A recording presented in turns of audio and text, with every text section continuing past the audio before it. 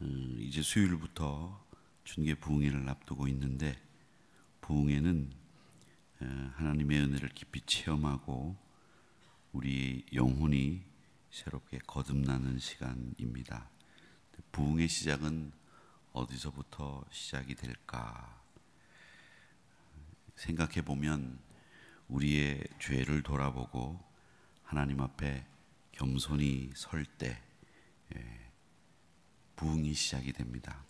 부흥은 우리의 마음을 다시 새롭게 하는 시간입니다. 그래서 이 부흥을 영어로는 리바이벌이라고 그렇게 합니다. 우리가 하나님의 은혜로 살고 있는데, 삶 속에서 그 은혜와 상관없이 이 죄를 짓게 되거나 죄를 생각하게 되면 하나님과 멀어지게 됩니다. 이 죄라고 하는 것은 단순히 나쁜 행동이나 잘못된 선택을 의미하는 것이 아니라 하나님과의 관계를 손상시키는 것이 죄입니다. 그리고 하나님으로부터 멀어지게 하는 것이 죄입니다. 그래서 우리에게는 하나님과의 관계를 돈독하게 만들기 위해서 필요한 것이 있다면, 이 죄로부터 정결함을 받고 하나님을 더 가까이 해야 하는 것, 이것이 하나님과의 관계를 새롭게 하는 일입니다. 그래서 이번 부흥회를 통해서 하나님의 은혜가 우리의 인생을 결정하는데, 그 은혜를 사모하는 마음으로 이 죄와는 담을 쌓고 죄와는 떨어지고 더 뜨겁게 하나님을 가까이 하는 이 믿음의 결단들이 이번 부흥회를 통해서 일어나게 되기를 바랍니다.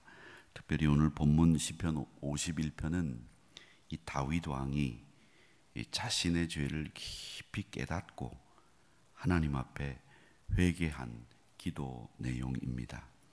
자신의 죄를 인정하는 가운데 은혜가 임했고, 자신의 죄를 고백하는 순간에 하나님의 사랑이 그에게 더 뜨거운 은혜로 덮여졌습니다. 그래서 이 다윗은, 하나님, 제가 하나님께 은혜를 받았기에 정직한 영을, 하나님을 가까이 하는 마음을 창조해 주십시오, 이렇게 기도했습니다. 여러분 아시는 것처럼 1907년 평양 장대현 교회의 평양대 부흥운동의 시작이 어떻게 됐습니까? 다른 것 아닙니다. 바로 회개로부터 시작이 됐습니다. 하디라고 하는 미국 감리교회 선교사님이 계셨는데, 그분이 1906년에 원산에서 집회를 가졌습니다. 그 집회를 가지면서 이 집회 속에서 자신의 죄를 고백하는 모습을 보였는데, 이 하디 선교사님께서 미국에서 온 선배 선교사님에게 대중 집회를 인도하는 법을 배운 다음에 평양에 가서 장대현 교회에서 집회를 열기 시작을 했습니다. 그때 미국 선교사님들이 가장 걱정하고 기도했던 제목 중에 하나가 뭐냐면, 우리 한국민들이, 조선인들이 교회를 오기는 오는데 이 교회가 세상이 불안하니까 교회로 몰려들어 이 교회가 굉장히 정치적인 세력이 되어가고 있었습니다. 아는 것처럼 1876년에 강화도 조약이 맺어지면서 일본은 우리 조선을 합병하기 위한 절차들을 밟기 시작을 했습니다. 그리고 1906년에 이르기까지, 이 을사조약까지 계속 일본은 차근차근 조선을 합병하기 위해서 청일전쟁을 승리로 이끌었고, 또 그 청일전쟁 승리 이후에 조선을 완전히 내 것으로 삼겠다라는 생각을 가지고 있었기 때문에 이 조선 사람들은 이 정치적인 불안으로 교회로 찾아들고 있었습니다.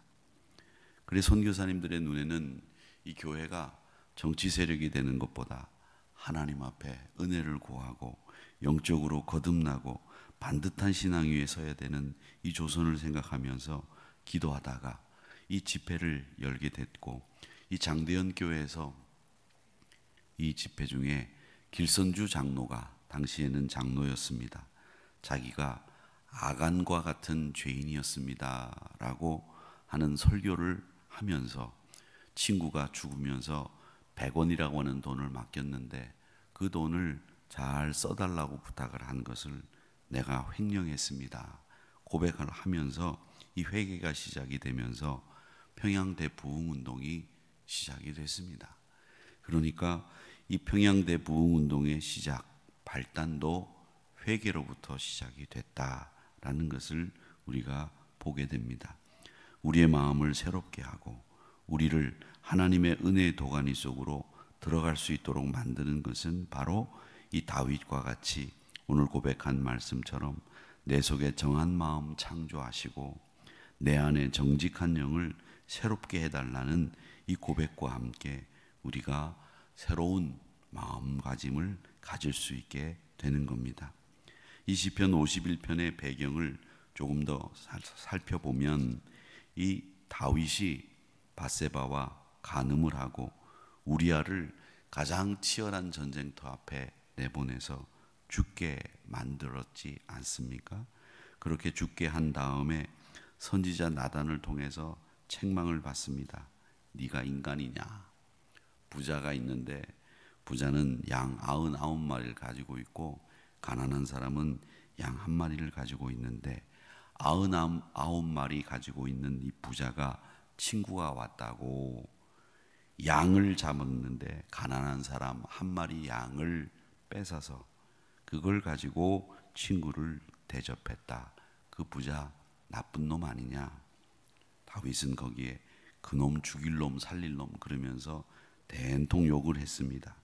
그런데 나단이 그 이야기를 듣고 뭐라고 얘기하는고 하면 그 나쁜 부자가 바로 너다 이렇게 이야기를 하는 바람에 이 다윗은 자신의 죄가 얼마나 큰지를 깨닫게 됐고 그 죄로 인해서 자기가 얼마나 영적으로 고통 속에 빠져 있는지를 깨달으면서 그는 회개하게 됩니다. 자신의 죄를 숨길 수 없다는 것을 누구보다도 잘 알았던 다윗은 하나님 앞에 가서 자신의 죄를 고백하기 시작합니다. 이 죄가 하나님으로부터 멀어지게 했다라고 하는 것을 깨닫고 그는 그 죄를 진솔하게 다 고백하는 모습을 우리에게 보여주고 있습니다. 그 모습이 바로 10절과 11절 말씀에 나타나 있습니다. 내 속에 정한 마음 창조하시고 이 정한 마음이 하나님을 향해서 내 마음이 딱 고정되고 집중되기 원하는 마음을 고백했습니다.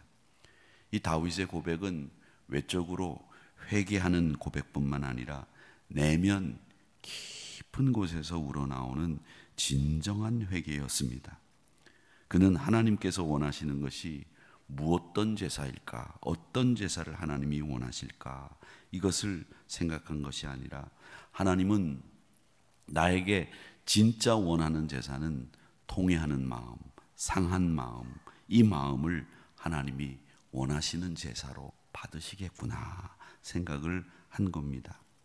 화려한 찬양, 그리고 은혜로운 말씀, 그리고 좋은 시설, 그리고 좋은 성도들이 모여서 예배 드리는 거 참 좋은 일입니다.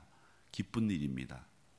그러나 정말 하나님이 원하시는 것은 그런 것이 아니라 우리의 상한 심령, 통회하는 마음, 이것을 하나님이 우리에게 원하시고 있다라고 하는 것을 우리는 기억하셔야 합니다. 다윗의 회개는 우리가 그런 죄를 짓지 않았어도 우리에게는 아주 중요한 교훈을 줍니다. 우리도 우리의 죄를 깨닫고 하나님 앞에 가서 섰을 때 진정한 회개의 시작이 되고 하나님의 은혜를 경험할 수 있습니다. 우리가 기도하는 것처럼 새로운 마음을 주세요. 우리의 마음을 부흥케 해주세요. 그러면 어떻게 부흥케 하고 새로운 마음을 얻을 수 있을까? 다른 것이 아니라 바로 내가 하나님 앞에서 돌이키고 내 내면의 죄까지 통렬하게 하나님 앞에 고백하고 내려놓을 때에 우리는 하나님의 은혜를 경험하게 됩니다. 오늘 다윗은 자신의 마음이 더럽혀졌음을 인정하면서 하나님 앞에 정한 마음 창조하시고 라고 했습니다. 이 창조라고 하는 말은 하나님이 세상을 창조하실 때 이 세상을 창조하셨다라는 창조라는 말과 똑같은 단어를 쓰고 있습니다.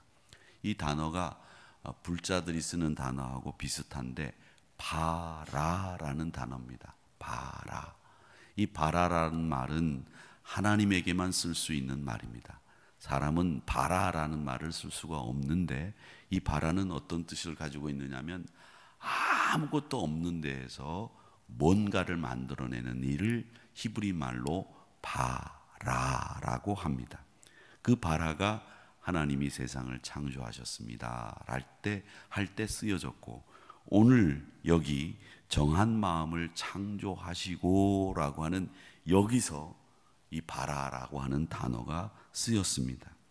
그러니까 하나님, 내가 정말 아무것도 없는 정말 깨끗한 마음에서부터 하나님을 향한 집중하고 하나님을 향한 내 목적이 분명하게 설정되어 있는 마음을 창조해 주십시오. 그리고 그 능력은 하나님 한 분만 있습니다 라고 하는 뜻으로 바라라고 하는 말을 쓰고 있는 겁니다. 내가 내 마음을 이렇게 저렇게 만들 수 있다고 생각하면 바라라는 단어를 쓰지 않았을 거예요. 나는 내 마음을 나조차도 어떻게 할 수 없습니다.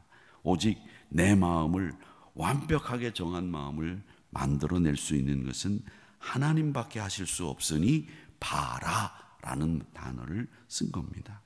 우리도 마찬가지입니다. 우리의 마음이 더럽혀지고 하나님과 멀어질 때가 있는데, 그 하나님과 멀어지고 내 마음이 더럽혀졌을 때 우리의 마음을 새롭게 하실 수 있는 분은 바라, 하나님 한 분밖에 계시지 않습니다. 그래서 우리는 하나님의 은혜를 사모해야 되고 의지해야 되고 우리 마음을 정결하게 해달라고 기도하셔야 됩니다. 그 은혜가 우리 인생을 결정하는 겁니다.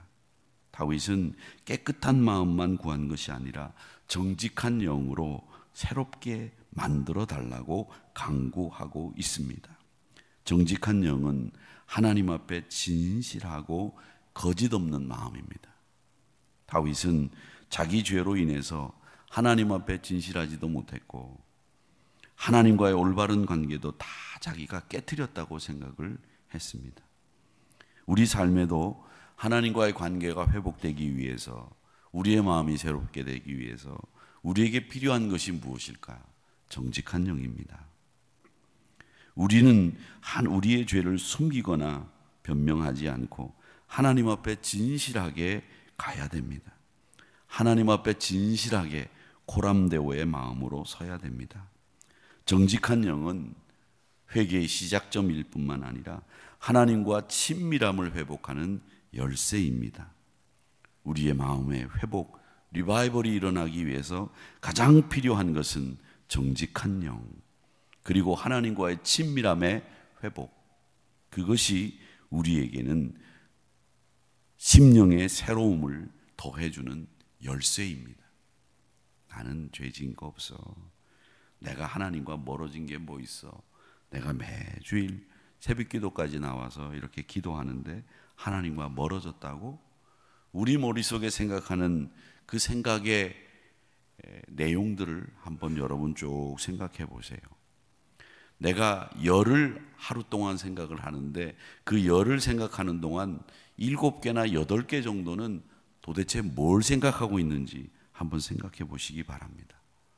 우리가 정말 사랑하고 우리가 정말 하나님 앞에 내 마음이 정해져 있다고 한다면 적어도 우리의 삶 속에서 하나 두 개는 하나님을 생각하고 하루를 보내야 되지 않을까요? 물론 여러분들은 여러분의 생각 가운데 하나 둘 이상은 정한 마음을 가지고 있어서 하나님의 생각으로 살아가시는 줄 믿습니다. 그런데 많은 성도들이 하나님의 생각으로 살지 않고 사람의 생각을 하면서 하루 종일 하나님 한 번 생각하지 않고 말씀 한 구절 생각하지 않고 찬양 한 소절 부르지 않으면서 보내는 날이 있다면 하나님과 관계가 멀어진 거예요. 여러분의 영이 하나님과의 관계에서 멀어졌다고 한다면 빨리 친밀함을 회복하는 이 회복의 열쇠인 진실하게 정직한 영을 회복하는 것이 정말 우리에게 필요합니다. 사랑하는 하누리 성도 여러분, 이번 부흥회를 통해서 우리가 하나님 앞에 내어놓을 것이 있다면 다 내려놓읍시다. 그리고 하나님 앞에 은혜를 받기 위해서 내게 필요한 것이 무엇일까? 내가 돌이켜야 될 것이 무엇일까? 우리 모두가 같이 이 생각에 몰입하기를 원합니다. 다윗은 구원의 기쁨을 회복시켜 달라고 말씀하고 있는데 이 죄는 하나님과의 관계를 끊을 뿐만 아니라 우리 기쁨을 뺏어가요. 다윗은 이 구원의 기쁨을 잃어버렸을 때 고통을 경험했습니다. 구원의 기쁨이 없는 그 순간에 내가 얼마나 힘들고 내가 얼마나 영적으로 침체되는지를 경험하면서 그것을 되찾기 원했습니다. 오늘 우리 안에 1896년, 1906년 대부흥회가 일어나기 전 한국 조선 사람들이 정치적으로 불안해하는 나라를 바라보면서 흔들리고 있었던, 그리고 교회로 몰려왔긴 했지만 그들의 마음속에는 회개와 하나님의 은혜를 사모하는 마음이 아니라 이 불안함을 어떻게 극복할까라는 생각에 몰입하고 있을 때 선교사님들의 걱정처럼 우리의 마음이 그렇게 되어 있지는 않을까. 똑같은 상황이 지금 벌어지고 있지 않습니까? 관세를 부과한다.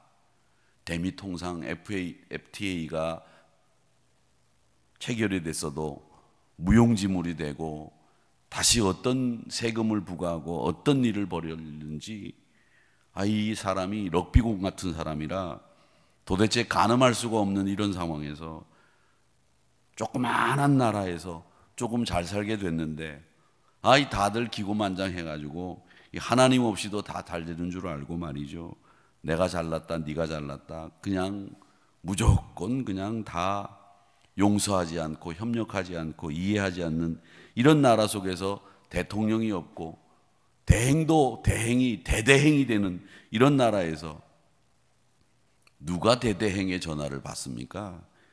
이런 상황에서 이런 문제를 풀어나갈 사람이 누가 있습니까? 아무도 없습니다.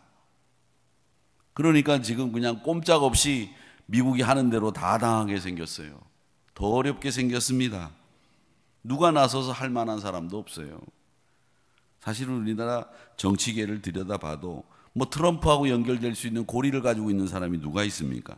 아무도 없어요. 이런 나라를 바라보면 걱정이 앞서죠.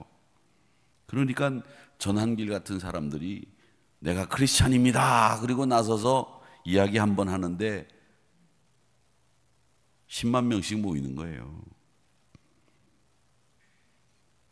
여러분, 우리가 회개를 통해서 하나님의 용서를 경험하고 구원의 기쁨이 새롭게 우리 안에 넘쳐 흘러야 됩니다. 하나님 앞에 기도해야 되고요. 이 부흥회는 저는 이 은혜가 우리의 인생을 결정한다는 말처럼 여러분의 기쁨이, 여러분의 소망이 회복되는 시간이 되기를 축원합니다. 그렇게 되셔야 됩니다. 하나님이 우리를 다시 받아주시고 새롭게 하심을 경험하시는 부흥회가 되기를 축복합니다. 그러기에 이 구원의 기쁨을 회복하기 위해서는 죄를 인정하고 고백하십시오. 하나님의 은혜를 의지하셔야 됩니다. 새로운 삶을 결단하십시오. 새로운 삶을 결단하는 거 큰 게 아닙니다. 여러분, 자그마한 것이라도 결단합시다. 그리고 큰 것부터 바꾸는 것보다 작은 것부터 바꿉시다. 그것은 우리의 삶을 새롭게 변화시키는 놀라운 단추가 되고 열쇠가 될 겁니다.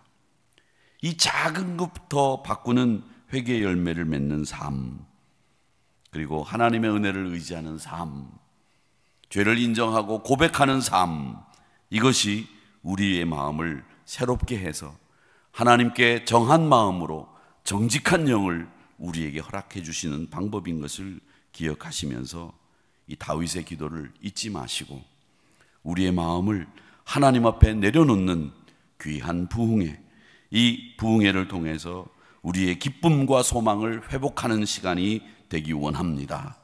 정직하게 고백하고 하나님 앞에 정직한 영 구하면서 구원의 기쁨을 회복하는, 그래서 여러분의 삶이 놀라운 은혜로 충만해지고 여러분의 삶이 평강을 누리시고 기쁨과 은혜 안에 늘 소망 중에 거하는 25년 한 해가 되는 멋진 우리 성도님들이 되시기를 축복합니다. 저는 여러분들이 여러분 병 그렇게 걱정할 필요 없다고 생각해요. 왜? 요즘 참 의술이 발달해서 웬만한 병들은 다 고치시더라고요. 이제는 우리에게 정말 필요한 것은 우리 육신의 병을 고치는 일보다 우리의 마음의 영을 고치는 일이 더 필요하고 중요하다라는 생각을 합니다. 의술이 막 발달하고 정말 놀라운 수준으로 나가고 있는데 또 게다가 한국 의술은 대단합니다. 어디도 따라올 수 없을 정도라고 해요. 아시아에 미국 대통령이 순방을 하다가 큰일이 생기게 되면 이 삼성병원으로 오게 돼 있는 이런 프로그램이 미국 대통령 그 백악관에 있다고 하지요. 이 동남아시아, 동북아시아, 이 아시아권을 통틀어서 한국의 의술이 일본이나 중국 상대가 안 된다는 거예요. 그래서 미국 대통령이 아시아 쪽에 순방을 하다가 무슨 일이 생기면 한국 병원으로 가는 프로젝트, 그런 것들을 다 마련하고 있다잖아요, 백악관에서. 그런데 우리가 그렇게 한국 의술이 발달하고 병원 의료보험제도가 훌륭한데도 불구하고 우리는 이 영적으로는 그에 미치지를 못하는 것 같아요. 그래서 이번에 우리 한우리교회는 부흥회를 통해서 여러분 정직한 영과 새로운 마음을 허락해 주셔서 구원의 기쁨과 산 소망을 여러분 안에 꼭 간직하셔서 우리 새로운 신앙의 도약을 이루어 나가는 우리 한우리 성도님들이 되시기를 주님의 이름으로 축복합니다.